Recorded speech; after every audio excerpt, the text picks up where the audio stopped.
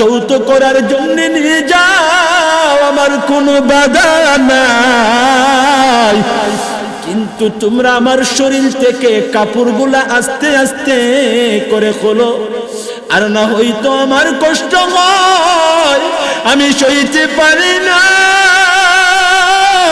আমার বড় কষ্ট হয়, আমার কাপড়গুলা তোমরা ধীরে ধীরে খুলো, কারণ তোমরা তো জানো না আজরাইল আমার জানটাকে নেওয়ার সময় এমন ভাবে আমাকে আযাব দিছে, আযাব, ওই আযাবের কারণে আমার হাড় গুড় ভেঙে চূর্ণ বিচূর্ণ হয়ে গেছে, আমার শরীরটা চূড়ার মতো নরম হয়ে গেছে। কোন সুবহানাল্লাহ। এ মানুষ মরণ কেমন হবে তোমরা জানো না। আমার নবী বলে, আয়েশা তুমি মরণ সম্পর্কে জানতে চাও?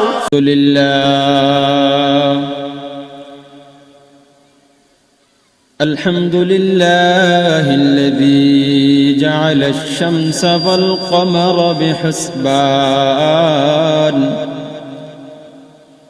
والنجم والشجر يسجدان وفضل زمانا على زمان كما فضل مكانا على مكان وإنسانا على إنسان ونشهد أن لا إله إلا الله وحده لا شريك له ونشهد أن سيدنا وسندنا وحبيبنا وحبيب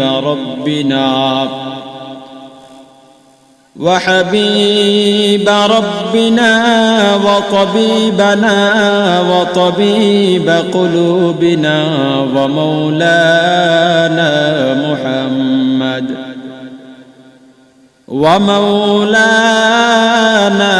محمدا عبده ورسوله أرسله الله تعالى بالحق بشيرا ونذيرا وداعيا إلى الله بإذنه وسراجا منيرا أما بعد فأعوذ بالله من الشيطان الرجيم بسم الله الرحمن الرحيم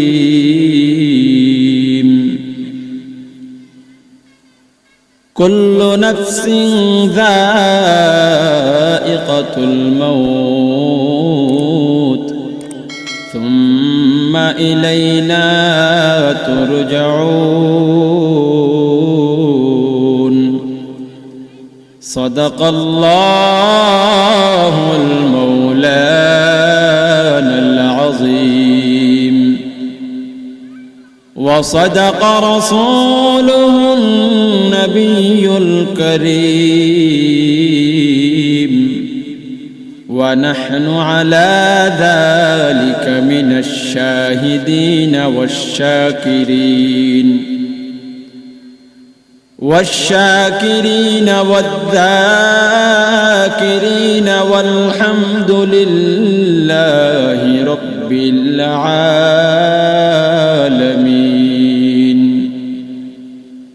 قال النبي صلى الله عليه وسلم: القبر روزة من رياض الجنة أو حفرة من حفر النار،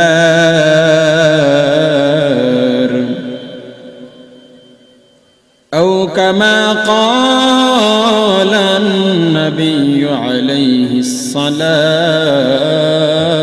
والسلام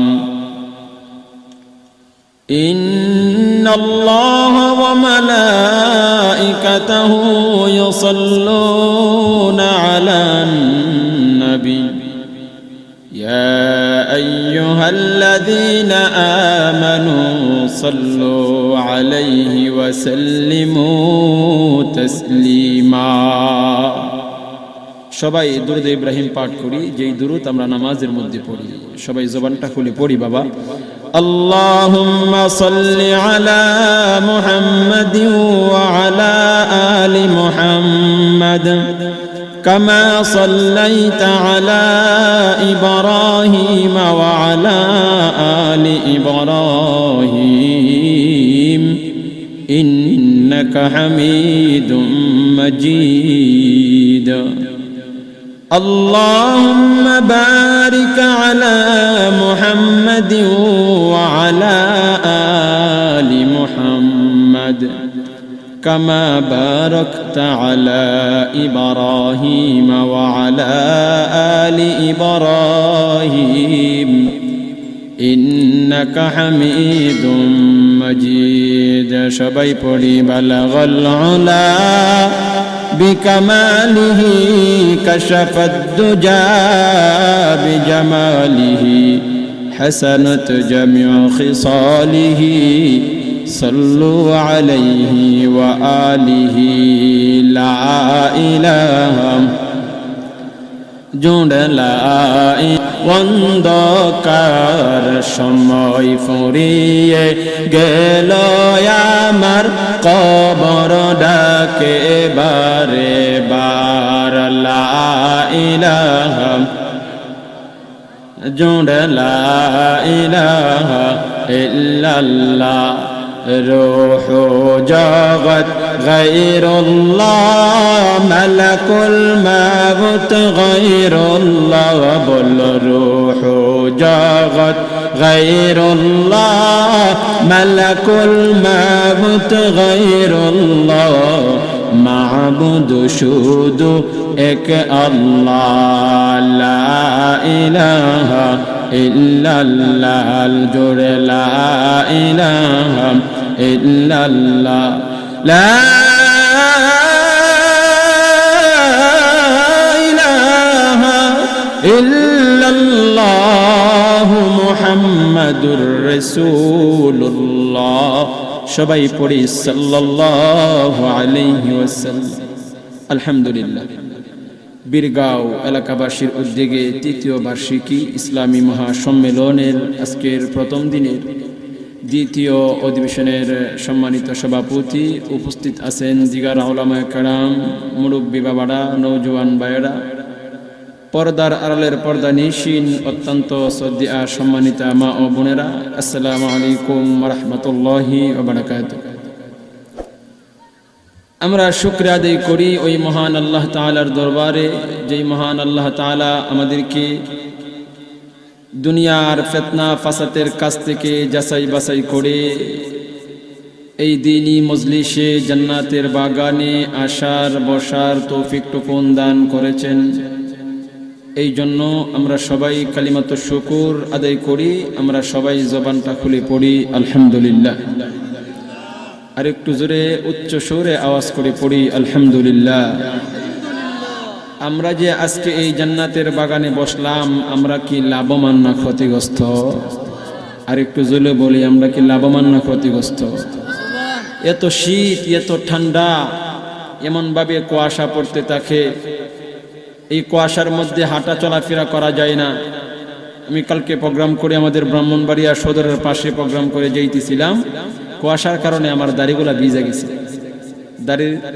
মধ্য দিয়া পানি পড়তেছে এত ঠান্ডার মধ্যে যে আমরা বসে আছি আল্লাহ তাআলা আমাদেরকে কিছু জাযা অবশ্যই দান করবেন কথা বলেন ঠিক না বেঠিক এই জন্য আল্লাহ পাক রব্বুল আলামিন বলেন এই জান্নাতের বাগানে বসলে দুইটা লাভ কয়টা লাভ মহান মালিক আল্লাহ তাআলা বলতেছেন এই আমার পয়গম্বর দুনিয়ার সকল মানুষদেরকে আপনি জানায়া দেন গো পয়গম্বর যেই জায়গার মধ্যে কোরআন হাদিসের আলোচনা হয়, যেই জায়গার মধ্যে দ্বীনের আলোচনা হয়, যেই জায়গার মধ্যে আমি আল্লাহর গুণ বর্ণনা করা হয়, যেই জায়গার মধ্যে আমার বন্ধুর গুণ বর্ণনা করা হয়, ওই জায়গার মধ্যে যেই সকল মানুষগুলা বসে বসে সময় অতিবাহিত করলো, আমি মহান মালিক আল্লাহ তাদের জীবনের জিন্দেগির ছোট ছোট সগীরা গুনাহ খাতাগুলি মাফ করে দিলাম। কোন সুবহানাল্লাহ। এ বীরগাঁও এলাকাবাসী ভাই বোন মা বাবা ভালো করে শুনিয়া আল্লাহ, এই দুনিয়ার জমিনের মধ্যে তুমিও গুনাহগার, আমিও গুনাহগার।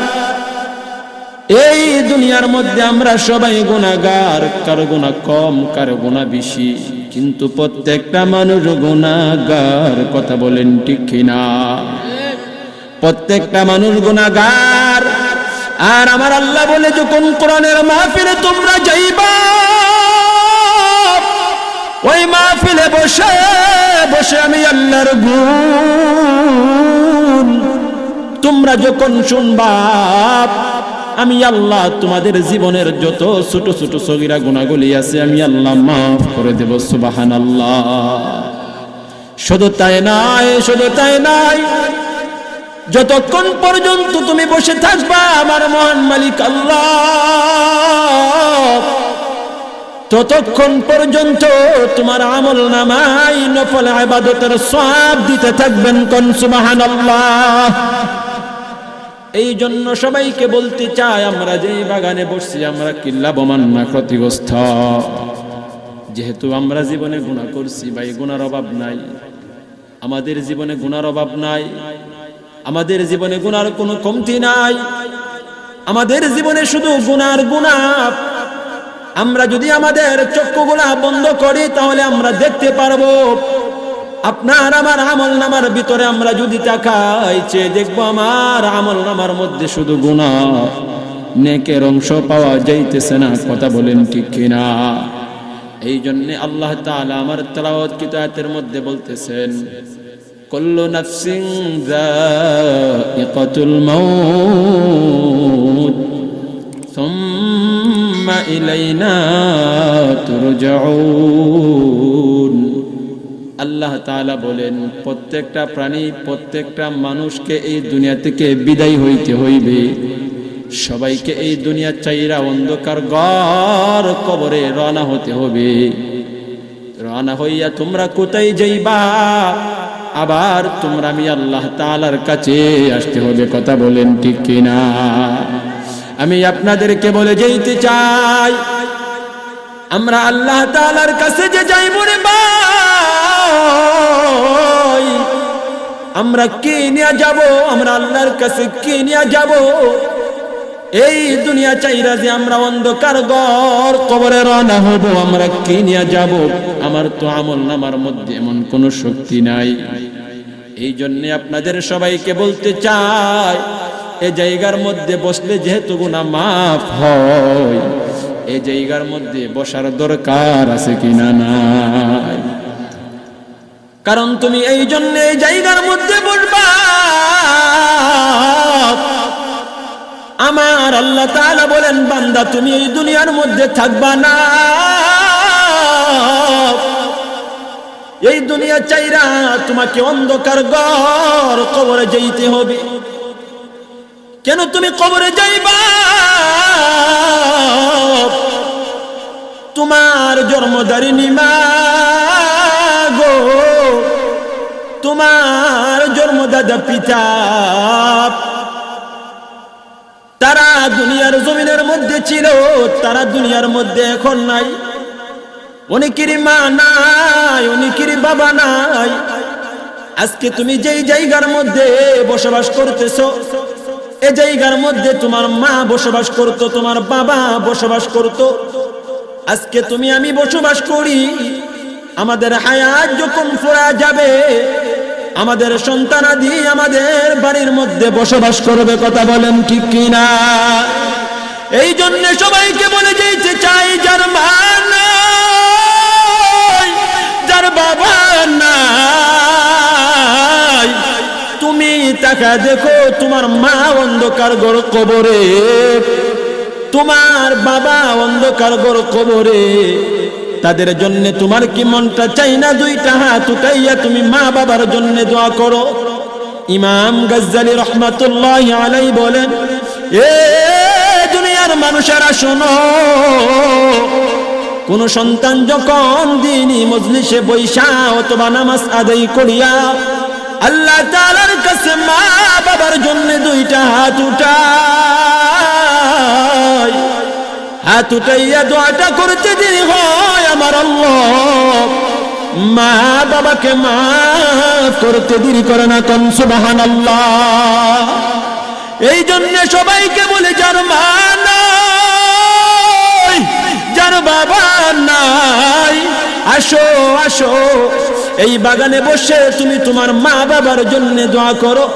দোয়াটা করতে দেরি হবে, তোমার মা বাবাকে আমার আল্লাহ মাফ করতে দেরি করবে না। কোন সুবহানাল্লাহ। আল্লাহর পয়গম্বর বলেন, ক্বালান নবী সাল্লাল্লাহু আলাইহি ওয়াসাল্লাম, আল কবরু রাওযাতুম মিন রিয়াজিল জান্নাহ আও হুফরাতুম মিন হুফারিন নার আও কামা ক্বালান নবী আলাইহিস সালাতু ওয়াসসালাম। আল্লাহর পয়গম্বর বলেন, মানুষদের জন্য আমার আল্লাহ তাআলা স্থান রেখেছেন দুইটা। বলেন কয়টা? আর একটু জোরে বলেন কয়টা? দুইটা রেখেছেন। একটা হইল জান্নাত, আর একটা হইল জাহান্নাম। জান্নাতে একটা দল যাবে, জাহান্নামে আর একটা দল যাবে। জান্নাতে কোন দলটা যাবে?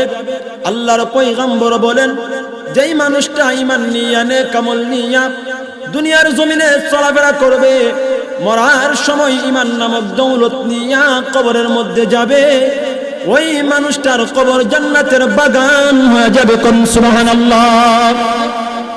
আর যে মানুষটা বদ আমল নিয়া, গুনাহ নিয়া, নাফরমানি নিয়া দুনিয়ার জমিনে চলাফেরা করবে, ওই মানুষটা যখন দুনিয়া থেকে বিদায় হয়ে যাবে, সে যখন ঈমান নামক দৌলত নিয়ে মরতে পারবে না, আল্লাহর পয়গম্বর বলেন, আও হুফরাতুম মিন হুফারিন নার, ওই মানুষটার কবর জাহান্নামের গর্ত হয়ে যাবে। কোন নাউযুবিল্লাহ। এই জন্য সবার হাতে পায়ে দলি রে বাবা ভাই,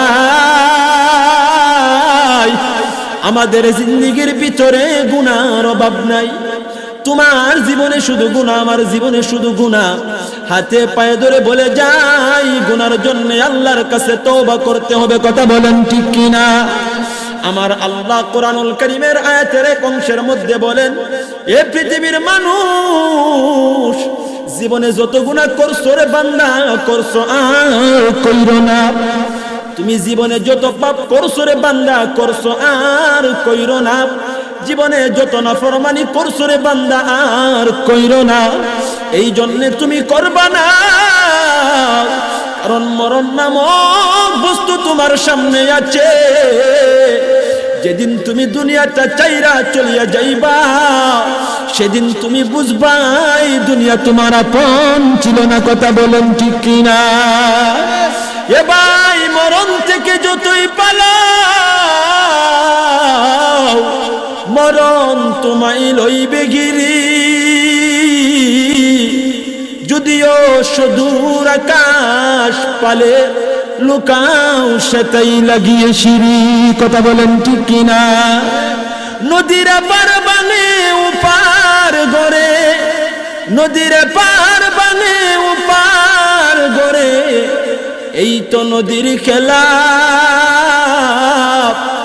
সকাল বেলার ধনী রে তুই ফকির সন্ধ্যা বেলা। নদী পথে নৌকা চালাও ওহে মাঝি ভাই, নদী পথে নৌকা চালাও ওহে মাঝি ভাই। বেলা ডুবার আগে আমি ওপার যেতে চাই। ডুবে গেলে বেলার আর উঠে না, ভেঙে গেলে মেলার আর জমে না, ডুবে গেলে বেলার আর উঠে না, ভেঙে গেলে মেলার আর জমে না। কথা বলেন ঠিক কিনা? যেই মেলা ভাঙ্গিয়া যায় মেলা আর জমে না, যেই বেলা ডুবিয়া যায় সেই বেলা আর উঠে না। ও ভাই, যেই সময় যাইতে সেই সময় আর আসবে না। এই জন্য আল্লাহ বলে, বান্দা কুল্লু নাফসিন যায়িকাতুল মাউত, বান্দা তোমাকে দুনিয়া চাইরা অন্ধকার ঘর কবরে রওনা হইতে হইবে। কথা বলেন ঠিক কিনা? এখন আসেন, আমি যে অন্ধকার ঘর কবরে যাব, আমি কি নিয়ে যাব? অন্ধকার ঘর কবরে যে আমি যাব, আমার কি উপায় হবে? আল্লাহ তাআলা বলেন, বান্দা গুনাহ করতে করতে তুমি পাহাড় পরিমাণ গুনাহ করে ফেলেছো, তারপরেও আমি আল্লাহর কাছ থেকে তুমি দূরে যাও না। আমি আল্লাহর কাছ থেকে তুমি বান্দা নৈরাশ হয়ো না। আমি আল্লাহর কাছে দুইটা হাত উঠাও, উঠাইয়া আমি আল্লাহর কাছে মাপ চাও। মাপটা চাইতে দেরি হবে, আমি আল্লাহ মাফ করতে দেরি করব না। কোন সুবহানাল্লাহ।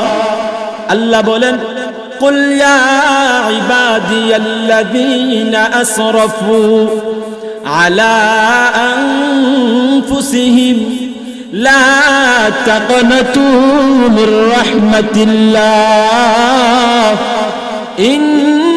ইন্নাল্লাহা ইয়াগফিরুয যুনুবা জামিআ ইন্নাহু হুয়াল গফুরুর রহিম।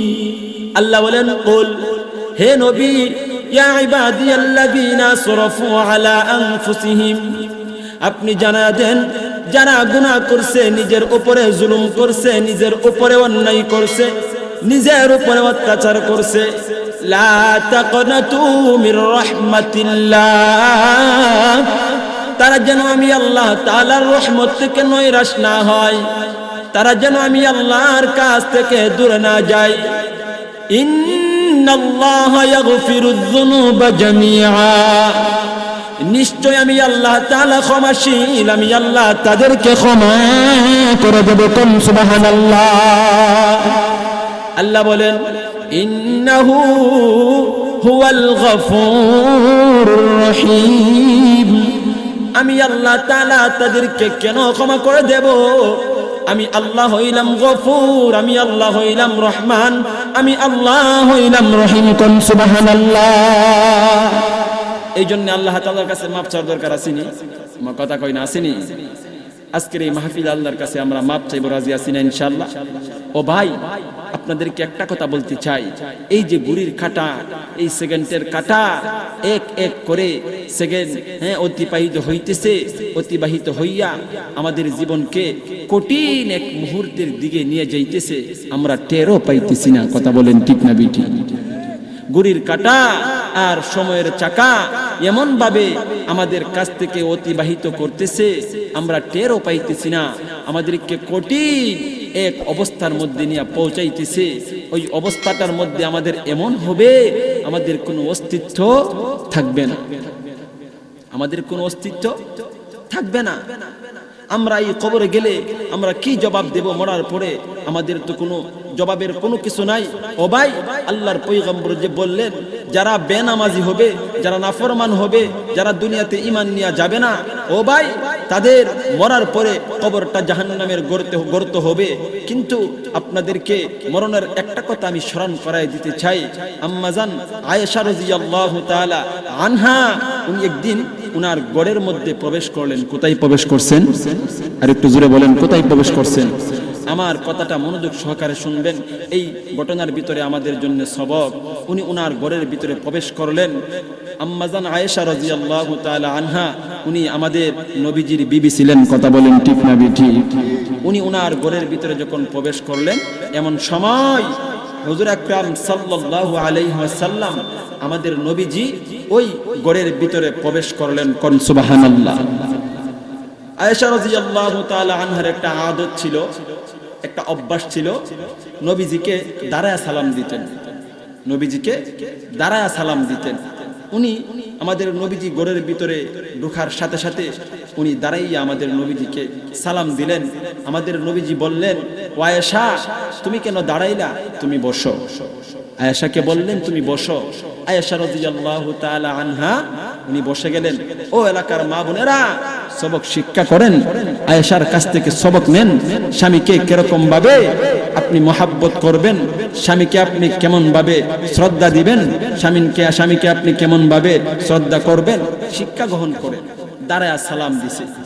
আর আমাদের মা বোনেরা সালাম দিবে তো দূরের কথা, স্বামীর সাথে ভালো করে কথাই বলে না। অনেক পরিবারে এমন ঘটনা আছে কিনা নাই? আর জোরে বলেন না, আছে কিনা নাই? মা বোনদেরকে বলি, আপনি যে কবরে যাবেন, আপনার স্বামী যদি আপনার প্রতি অসন্তুষ্টি হয়, তাহলে আপনার কবর জাহান্নামের গর্ত ছাড়া আর কোনো কিছু হবে না। কথা বলেন ঠিক না বেটি? এই জন্য স্বামীকে রাজি খুশি করার দরকার আছে কিনা নাই? আর জোরে বলেন, আছে কিনা নাই? আয়েশা রাদিয়াল্লাহু তাআলা আনহা উনি যখন ঘরের ভিতরে বসলেন, নবীজি যখন বললেন তুমি বসো, উনি বসে গেলেন। নবীজি ওনার উরের উপরে, এই উরাত চিনেন নি? উরাত বুঝেন তো? এই উরাতের উপরে মাথাটা রাইখা ঘুমাইছে। কোন সুবহানাল্লাহ। আমরা ছোট্টবেলায় আমাদের মা বাবার উরের উপরে মাথা রাইখা আমরা ঘুমাইছি। এখনো দেখবেন আমাদের ছেলে মেয়েরা একটু শীত পাইলেই, এখন শীতের দিন দৌড়াইয়া বাবার কোলে চলে আসে, মার কোলে চলে আসে, উরের উপরে বসতে চাই, উরের উপরে ঘুমাইতে চাই। ঠিক না বেটি? আয়েশা রাদিয়াল্লাহু তাআলা আনহার উরের উপরে, উরাতের উপরে আমাদের নবীজি ঘুমাইছে। যখন ঘুমাইলেন, তখন আয়েশা রাদিয়াল্লাহু তাআলা আনহা নবীজির মাথা মুবারকের চুলগুলা বাইসা বাইসা দেখতেছেন কি অবস্থা। উনি এক এক করে গনতে গনতে 19টা চুল মুবারক পাকনা বাহির করছে। কোন সুবহানাল্লাহ। কথাটা ভালো করে বুঝবেন। পাকনা বাহির করার পরে আয়েশা রাদিয়াল্লাহু তাআলা আনহা মনে মনে চিন্তা করতে লাগলেন, আমার নবী মনে হয় আর দুনিয়াতে বেশি দিন বাঁচবে না। আয়েশা রাদিয়াল্লাহু তাআলা আনহা মনে মনে চিন্তা করতে লাগলেন। আয়েশা আল্লাহর কাছে ডাক দিয়া বলে, আল্লাহ, ও মালিক মাওলা, আমার নবী মনে হয় আর বেশি দিন দুনিয়ার জমিনে থাকবে না। এই কথা বলে আয়েশা কান্না কাটি শুরু করে দিলে। ভাই, আয়েশার চোখ দিয়া পানি জার জার করে বের হতে লাগলেন। আয়েশা যখন কান্না কাটি শুরু করে দিলেন, আয়েশার চোখের পানি আমার আপনার নবীর মুখের মধ্যে পড়ে গেছে। কোন সুবহানাল্লাহ। আমার নবী ঘুম থেকে জায়গা আয়েশাকে ডাক দিয়া বলে, আয়েশা, তোমার চোখে পানি কেন? তুমি কেন কান্দো? আমাকে বলো। আয়েশা রাদিয়াল্লাহু তাআলা আনহা বলেন, নবীজি গো, আমি দুনিয়ার কোনো কিছুর জন্য কান্দি না, আমি কান্দি মরণের সময় আমার মৃত্যুর যন্ত্রণা কেমন হবে। মানুষগুলা যখন দুনিয়া থেকে বিদায় হয়ে যায়, মানুষের মরণের যন্ত্রণা কেমন হয়, আমি আয়েশা আপনার কাছ থেকে জানতে চাই। কোন সুবহানাল্লাহ। জোরে কোন না সুবহানাল্লাহ। আয়েশা যখন এই কথা বললেন, আমার নবী বলতেছেন, আয়েশা, তুমি মৃত্যুর যন্ত্রণা সম্পর্কে জানতে চাও? আমাদের নবীজি ডাক দিয়া বলে, আয়েশা, তুমি তো জানো না, নাফরমান বেনামাজের জান যখন আজরাইল কবজ করে, এমন সময় এমন জোরে একটা চাপ মারে গো, ওই মানুষটার হাড় গুড় তার জায়গা মতে থাকে না, ওই মানুষটার শরীরে অস্তিত্ব ঠিক থাকে না। আয়েশাকে ডাক দিয়া বলে, আয়েশা, তুমি কি জানো, মানুষ যখন দুনিয়া থেকে বিদায় হয়, মানুষের দেহটা জমিনের মধ্যে পড়ে থাকে, মানুষের রূহটা আমার আল্লাহর দরবারে চলে যায়। কথা বলেন ঠিক কিনা? আমার নবী ডাক দিয়া বলে, আয়েশা, ভালো করে শোনো, আমরা দুনিয়ার জমিনের মধ্যে মানুষ যখন মারা যায়, তাদেরকে আমরা ঘরের ভিতরে রুমাল দিয়া অথবা কোনো কাপড় দিয়া তাকে কিছুক্ষণ সময় ডাইখা রাখি। ডাইখা রাখার পরে মানুষটাকে যখন দৌত করার জন্যে মানুষটাকে যখন বাহিরে নেওয়া হয়, ওই মানুষটার রুহটা বড় বড় চিৎকার মারে, কোন সুবহানাল্লাহ। ওই মানুষটার রুহটা বড় বড় চিৎকার মেরে ডাকতে থাকে আর বলতে থাকে, ও আমার পাড়া প্রতিবেশী ভাইরা, আমাকে তোমরা দৌত করার জন্য নিয়ে যাও, আমার কোনো বাধা নাই, কিন্তু তোমরা আমার শরীর থেকে কাপড়গুলা আস্তে আস্তে করে খোলো, আর না হয়তো আমার কষ্ট হয়, আমি সইতে পারি না, আমার বড় কষ্ট হয়, আমার কাপড়গুলা তোমরা ধীরে ধীরে খুলো, কারণ তোমরা তো জানো না আজরাইল আমার জানটাকে নেওয়ার সময় এমন ভাবে আমাকে আযাব দিছে, আযাব, ওই আযাবের কারণে আমার হাড় গুড় ভেঙে চূর্ণ বিচূর্ণ হয়ে গেছে, আমার শরীরটা চূড়ার মতো নরম হয়ে গেছে, কোন সুবহানাল্লাহ। এ মানুষ মরণ কেমন হবে তোমরা জানো না। আমার নবী বলে, আয়েশা তুমি মরণ সম্পর্কে জানতে চাও? মানুষটা যখন তার শরীরের কাপড়গুলা খুইলা নেওয়া হয়, দ্বিতীয় অধ্যায়ে তাকে যখন দৌত করা হয়, বড়ই পাতার গরম পানির জল দিয়া পানি দিয়া ওই মানুষগুলাকে দৌত করা হয়। কথা বলেন ঠিক কিনা?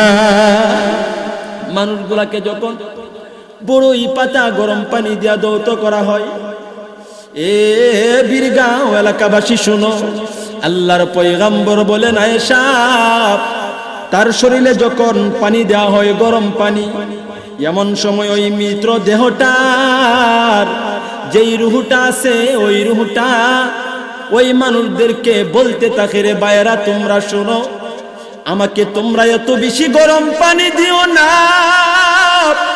আমাকে তোমরা এত বেশি ঠান্ডা পানিও দিও না, কারণ তোমরা জানো না আমি নাফরমান, আমি দুনিয়াতে নামাজ কায়েম করি নাই, মরণের কথা আমার স্মরণ ছিল না, তোমরা জানো না তোমরা যখন গরম পানিটা বেশি আমার শরীরে দাও আমি বড় কষ্ট পাই, তোমরা যখন বেশি ঠান্ডা পানি দাও আমি বড় কষ্ট পাই। আয়েশা এই কথা শুনে চোখের পানি ছেড়ে কান্দে আর বলে, নবী গো আর কি অবস্থা হবে আমি জানতে চাই। আমার নবী বলে, আয়েশা তুমি ভালো করে শোনো।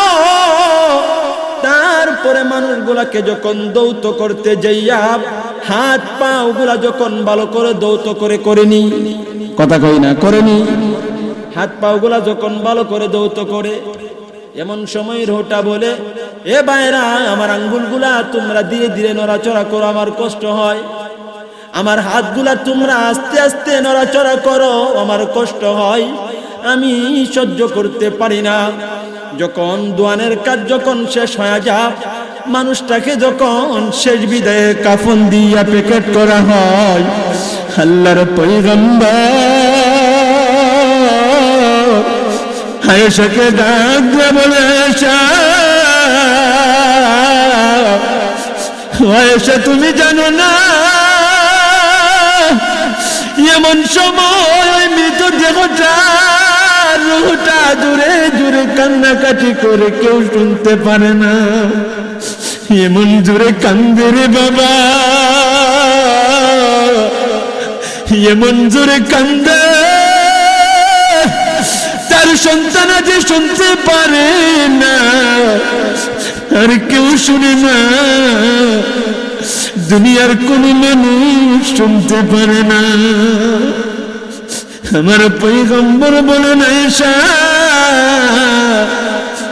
মানুষটাকে যখন সাদা কাপড় দিয়া প্যাকেট করা হয়, ওই মানুষটার যখন প্রথম পায়ের মধ্যে সাদা মার্কিন কাপড় দিয়ে যখন বাদ দেওয়া হয়, ও বাবারে রুহটা জুড়ে জুড়ে চিল্লায় চিল্লায় কান্দে আর বলে, এরে আমার আত্মীয় স্বজনেরা, তোমরা আমার পাওগুলা ধীরে ধীরে বাঁধো। তোমরা তো জানো না আমি আর কোনদিন এই দুনিয়ার হাওয়া খাইতে পারবো না, এই দুনিয়াকে আমি আর কোনদিন দেখবো না। আমার নবী আয়েশাকে বলে, আয়েশা পাওয়ের মধ্যে প্যাকেট কইরা যখন সামনের দিকে আগাইয়া যখন তার মুখমণ্ডলের কাছে মাথার কাছে যখন বাদ দিতে যায়, এমন সময় রুটা জোরে জোরে চিল্লার বলে, মালিক এটাই বুঝি আমার জীবনের শেষ বিদায়। ডাক দিয়া বলে, আমার এলাকার বাইরা, তোমরা আমার মুখমণ্ডলকে এত তাড়াতাড়ি করে বাইদা দিও না। আমি এই নাফরমানের দুনিয়াকে একটুখানি দেখতে চাই, আমাকে আরেকটু সুযোগ দাও। আমি আর একটু এই দুনিয়াকে দেখতে চাই, আমি আমার ছেলে সন্তানকে আর কোনোদিন দেখব না। ও বাবা, দুইটা পায়ে ধরে বলি, মরণের কথা স্মরণ করো, তুমি দুইটা চক্ষু বন্ধ করো, বলো রে মন, আজকে যদি আমি এই অবস্থায় মারা যাই, অন্ধকার ঘর কবর ছাড়া আমাদের কোনো গতি নাই। কথা বলেন ঠিক কিনা? আর জোরে বলেন না ঠিক কিনা? এই জন্য নাই রে গতি নাই রে বাইরে বাই, গতি নাই রে গতি নাই রে বাইরে বাই, কবে জানি সাদা কাপড় লেগে যাই, কবে জানি সাদা কাপড় লেগে যায়। এই দুনিয়ায় যত দেখো মন আপনা,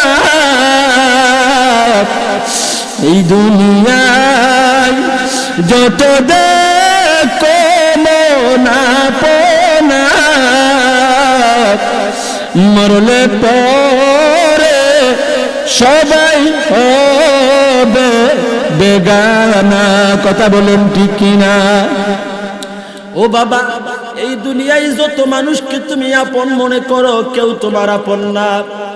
এই জায়গার মধ্যে বসে তুমি তোমার দুইটা চক্ষু বন্ধ করো, দিয়া তুমি হাতগুলা ডাইনে বামে তুমি নাড়াও, নাড়া দেখো তোমার সামনে পিছনে কেউ নাই, তুমি একা একা থাকবা।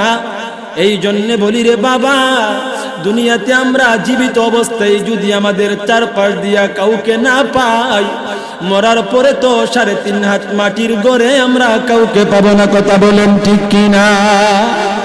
এই জন্যে সবাইকে বলতে চাই, মরণের কথা স্মরণ করে আমাদের নবীজি আয়েশাকে তারপরে বলতেছেন, আয়েশা যখন তার মুখমণ্ডল যখন বাইদা দেওয়া হয়, বাইদা দেওয়ার পরে তাকে যখন খাটিয়ার মধ্যে উঠাইয়া তাকে যখন ঈদগাহ মাটির দিকে নেওয়া হয়, এমন সময় ওই মানুষটা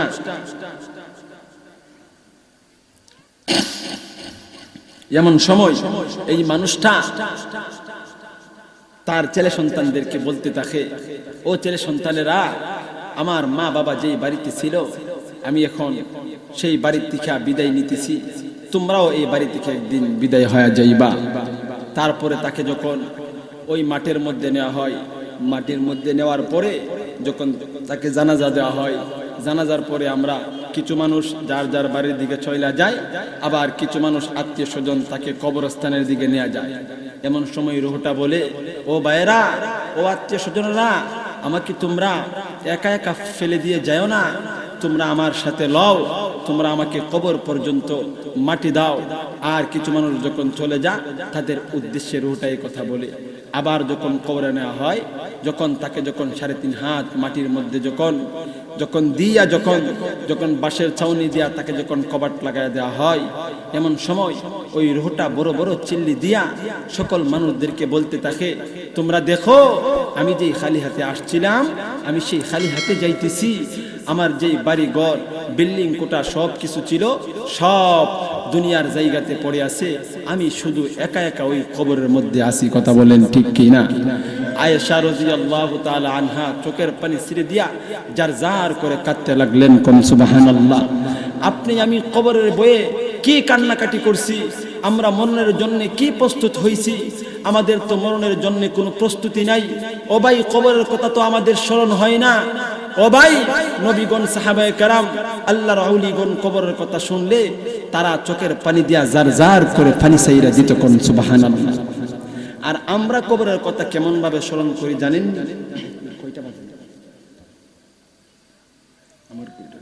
আমরা তো কবরের কথা এরকম ভাবে স্মরণ করি, আমরা তো কবরের কথা এমন ভাবে স্মরণ করি, কেমন ভাবে জানেননি? এক বাদশা, এমন এক সিংহাসনের বাদশা ছিলেন, এক রাজত্বের বাদশা ছিলেন।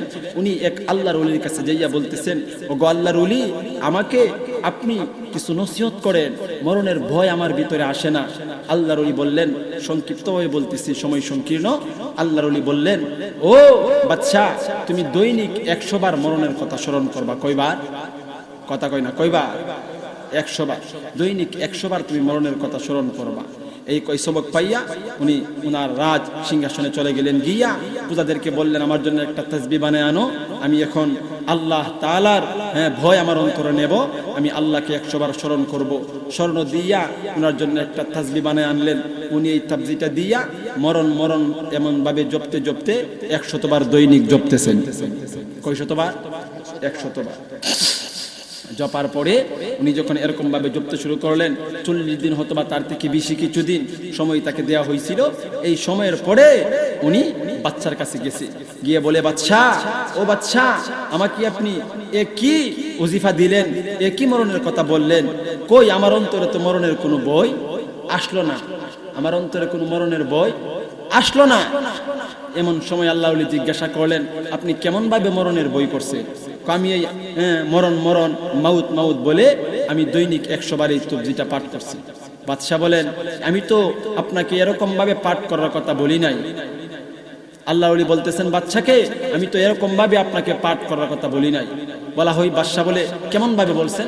তখন আল্লাহর ওলি বলে, আপনার রাজ সিংহাসনে বসলে আপনি যা বলেন কি তাই হয়? এমন সময় বাদশা বললেন, হ্যাঁ, আমি এই রাজ্যের বাদশা, আমি যা বলি তাই হয়, আমি সিংহাসনে বসার পরে যা বলি তাই হয়। আল্লাহ ওলি বললেন, আমাকে কি আপনার রাজ সিংহাসনে একটুখানে বসার জন্য সুযোগ দেওয়া যাবে? তখন বাদশা বলেন, হ্যাঁ দেওয়া যাবে, আপনি বুজুর্গ মানুষ, আল্লাহর ওলি, আপনার ভিতরে তো দুনিয়ার কোনো লোভ নাই, সিংহাসনের কোনো লোভ নাই, হ্যাঁ আপনাকে দেওয়া যাইতে পারে। যাক, আমার ভাই চলে আসছে, আমি আর আলোচনা দীর্ঘায়িত করব না, আমি এখনই শেষ করে দিতেছি। হ্যাঁ, আমাদের আপনাদের এই গ্রামের যেই ইমাম সাহেব হুজুর আল্লামা মুফতি জুনাইদ আহমদ ইলিয়াসী সাহেব চলে আসছে, সবাই বলি মারহাবা, আরো জোরে বলি মারহাবা। তারপরে বাদশার এই সিংহাসনটা একটুখানি সময়ের জন্য ওই আল্লাহর ওলিকে দিলেন। দেওয়ার পরে আল্লাহর ওলি বলতেছেন, এই পূজারা তোমরা শোনো। জল্লাদকে ডাক দিয়া বললেন, এরে জল্লাদ, আমি এখন এই সিংহাসনের বাদশা, আমি এখন এই রাজ্যের বাদশা, আমি হুকুম করলাম তোমরা তোমাদের পূর্বের বাদশাকে এই মাত্র এখনই আমার সামনে কতল করে দাও। কোন সুবহানাল্লাহ। কতল বুঝছেন নি? তারে মারিয়া ফালাও। তোমার কোনো জ্ঞান ছিল না, তোমার কোনো জ্ঞান নাই। 100 বারের মধ্যে শুধুমাত্র একবার এখন তোমার মরণের কথা স্মরণ হয়েছে। কোন সুবহানাল্লাহ। এমন ভাবে 100 বার তোমাকে মরণের কথা স্মরণ করতে বলছি, আর আমাদের মরণের স্মরণ হইল বাদশার মতো। মরণকে মানি, বিশ্বাস করি, কিন্তু মরণের ভয় আমাদের ভিতরে নাই। আল্লাহকে ভয় করার মতো করতে হবে। এই জন্য ভাই আপনাদেরকে একটা কথাই বুঝাইতে চাইছিলাম, কুল্লু নাফসিন যায়িকাতুল মাউত, আমাদেরকে মরতে হবে, আমরা মরণশীল। এই দুনিয়া ছাইরা আমাদেরকে কবরে যাইতে হবে, এই মরণ থেকে কেউ রেহাই পাবে না। আল্লাহ তাআলা বলেন সুম্মা ইলাইনা তুরজাউন, মরার পর আমি আল্লাহর কাছে তোমাদেরকে আবার আসতে হবে। আল্লাহর পয়গম্বর বলেন, ও পৃথিবীর মানুষ, যেই মানুষগুলা নেক আমল লইয়া ঈমান নিয়া নেককার হইয়া দিনদার হইয়া দুনিয়া থেকে বিদায় হবে, আল কবরু রাউযাতুম মির রিয়াজিল জান্নাহ, তাদের কবরটা জান্নাতের বাগান হয়ে যাবে। কোন সুবহানাল্লাহ। আর যেই মানুষটা বেনামাজি হইয়া নাফরমান হইয়া দুনিয়া থেকে বিদায় হবে, ওই মানুষটার কবর আও হুফরাতুম মিন হুফারিন নার, জাহান্নামের গর্ত হয়ে যাবে। কোন নাউযুবিল্লাহ। এই জন্য আমার এই সংক্ষিপ্ত সময় আলোচনার মধ্যে আপনাদেরকে যতটুকু বুঝাইতে পারছি, আল্লাহ তাআলা সর্বপ্রথম আমাকে আপনাদের সবাইকে আমল করার তৌফিক দান করেন। সবাই বলেন আমিন। অন্য সময় যদি কোনো সময় পাই, আমি আপনাদের কুটিয়া দিতে বহুত আসি ইনশাআল্লাহ। আমার সাথে আসছে আপনাদের কুটিয়া দি গ্রামের এক লোক জামাল ভাই, উনি আমার মহাব্বতের মানুষ। আপনাদের এই হুজুর, উনি আমার খুব মহাব্বতের মানুষ, সারা দেশে ওয়াজ করে বিভিন্ন জায়গাতে দেখা হয়। হুজুর স্মরণ করতে আসছি। আর আপনাদের গ্রামের একটা ছেলে খুবই ভালো, ইসমাইল ভাই, বারবার ফোন দিয়ে যোগাযোগ করছে। আল্লাহ তাআলা হুজুর এবং সকল যুবকদের হায়াতের মধ্যে বরকত দান করেন। কোন আমিন। আল্লাহ এই মাহফিলকে জুড়ে করে এলাকার সকল মুর্দেগানকে মাফ করে দেন। কোন আমিন। সুবহান রাব্বিকা রাব্বিল ইজ্জাতি আম্মা ইয়াসিফুন ওয়া সালামুন আলাল মুরসালিন ওয়ালহামদুলিল্লাহি রাব্বিল আলামিন। আসসালামু আলাইকুম। হুজুরের পরবর্তী ওয়াজ আসিতেছে আমাদের ইউটিউব চ্যানেলে, তাই সাবস্ক্রাইব করে সাথেই থাকুন।